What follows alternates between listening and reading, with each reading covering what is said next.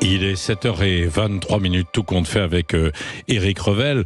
On l'a évoqué là tout à l'heure. Il y a la 7e édition de Choose France. C'est la grand-messe qui a lieu à Versailles avec des chefs d'entreprise, dirigeants étrangers, une soixantaine de patrons français.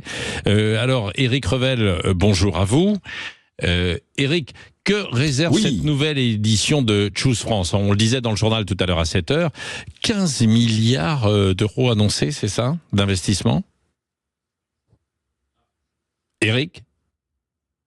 Ah, Éric qui m'entend. Éric, sur ces 15 milliards, Éric? Oui. Oui, je vous entends, Patrick. Alors, oui, je le disais, donc 15 milliards, hein?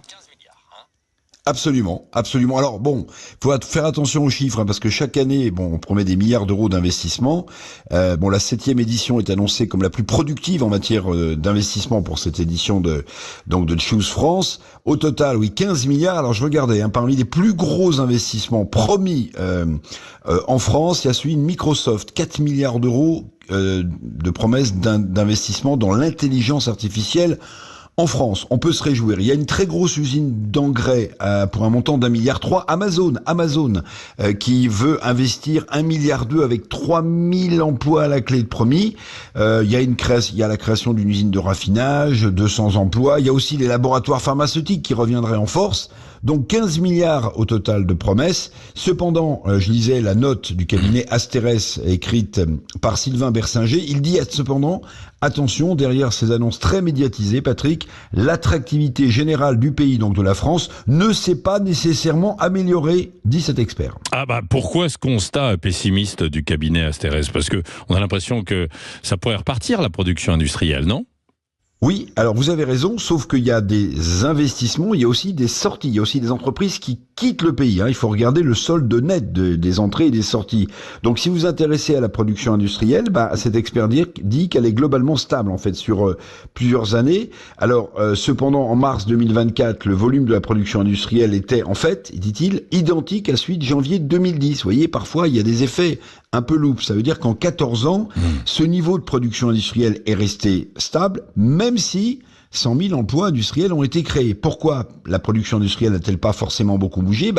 Quand vous investissez dans l'IA, je parlais de Microsoft, vous créez de la richesse, vous créez du PIB supplémentaire, mais vous ne faites pas forcément varier directement, justement, le niveau de la production industrielle. Oui, c'est ça. Mais le niveau d'investissement direct étranger, il ne se dément pas année après année tout de même.